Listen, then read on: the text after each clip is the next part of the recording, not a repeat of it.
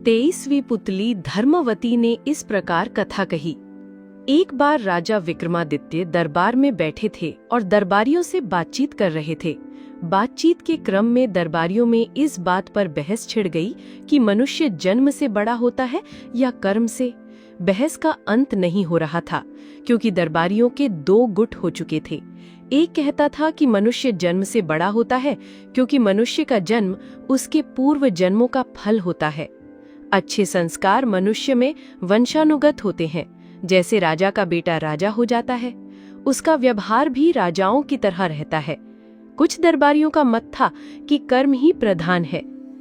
अच्छे कुल में जन्मे व्यक्ति भी दुर्व्यसनों के आदी हो जाते हैं और मर्यादा के विरुद्ध कर्मों में लीन होकर पतन की ओर चले जाते हैं। अपने दुष्कर्मों और दुराचार के चलते कोई सामाजिक प्रतिष्ठा प्राप्त नहीं करते और सर्वत्र तिरस्कार पाते हैं। इस पर पहले गुट ने तर्क दिया कि मूल संस्कार नष्ट नहीं हो सकते हैं।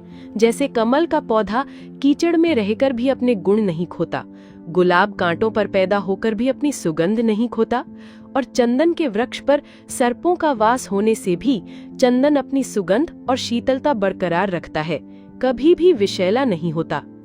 दोनों पक्ष अपने अपने तर्कों द्वारा अपने को सही सिद्ध करने की कोशिश करते रहे। कोई भी अपना विचार बदलने को राजी नहीं था। विक्रम चुपचाप उनकी बहस का मजा ले रहे थे। जब उनकी बहस बहुत आगे बढ़ गई तो राजा ने उन्हें शांत रहने का आदेश दिया और कहा कि वे प्रत्यक्ष उदाहरण द्वारा करेंगे। उन्होंने आदेश दिया कि जंगल से एक सिंह का बच्चा पकड़कर लाया जाए। तुरंत कुछ शिकारी जंगल गए और एक सिंह का नवजात शावक उठाकर ले आए। उन्होंने एक गडेरिये को बुलाया और उस नवजात शावक को बकरी के बच्चों के साथ साथ पालने को कहा। गडेरिये की समझ में कुछ नहीं आया, लेकिन राजा का आदेश मानकर वह शावक को ले गया।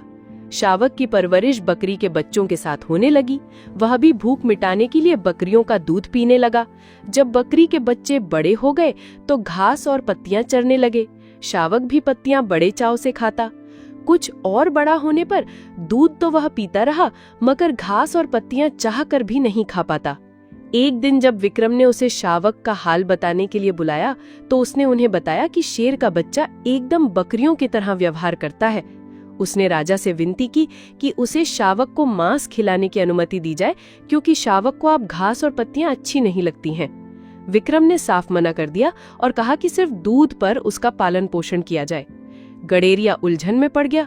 उसकी समझ में नहीं आया कि महाराज एक मांस भक्षी प्राणी को शाकाहारी बनाने पर क्यों तुले हैं। वह घर लौट आया। शावक, जो कि अब जवान होने लगा था, सारा दिन बकरियों के साथ रहता और दूध पीता। कभी कभी बहुत अधिक भूख लगने पर घास पत्तियां भी खा लेता। अन्य बकरियों की तरह जब शाम में उसे दड़बे की तरफ हाँका जाता तो चुपचाप सर झुकाए बढ़ जाता तथा बंद होने पर कोई प्रतिरोध नहीं करता। एक दिन जब वो अन्य बकरियों के साथ चर रहा था तो पिंजरे में बंद एक सिंह को लाया गया। सिंह को देखते ही सारी बकरियां डरकर भागने लगी तो वह भी उनके साथ दुम दबाकर भाग गया। उसके बाद राजा ने गडेरिये को उसे स्वतंत्र रूप से रखने को कहा। भूख लगने पर उसने खरगोश का शिकार किया और अपनी भूख मिटाई। कुछ दिन स्वतंत्र रूप से रहने पर वह छोटे छोटे जानवरों को मारकर खाने लगा, लेकिन गडेरिये के कहने पर पिंजरे में शांतिपूर्वक बंद हो जाता। कुछ दिन बाद उसका बकरियों की तरह भीरू स्वभाव जाता रहा। एक दिन जब फिर से उसी सिंह को जब उसके सामने लाया गया तो वह डरकर नहीं भागा। सिंह की दहाड़ उसने सुनी तो वह भी पूरे स्वर से दहाड़ा। राजा अपने दरबारियों के साथ सब कुछ गौर से देख रहे थे। उन्होंने दरबारियों को कहा कि इंसान में मूल प्रवृत्तियां शेर के बच्चे की तरह जन्म से ही होती हैं। अवसर पाकर वे प्रवृत्तियां स्वतः उजागर हो जाती हैं, जैसे कि इस शावक के साथ हुआ। बकरियों के साथ रहते हुए उसकी सिंह वाली प्रवृत्ति छुप गई थी, मगर स्वतंत्र रूप से विचरण करने पर अपने आप प्रकट हो गई।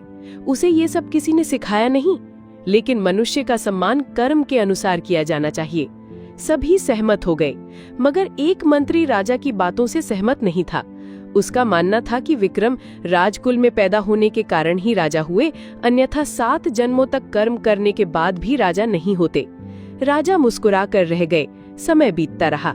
एक दिन उनके दरबार में एक नाविक सुंदर फूल लेकर आया। फूल सचमुच विलक्षण था और लोगों ने पहली बार इतना सुंदर लाल फूल देखा था।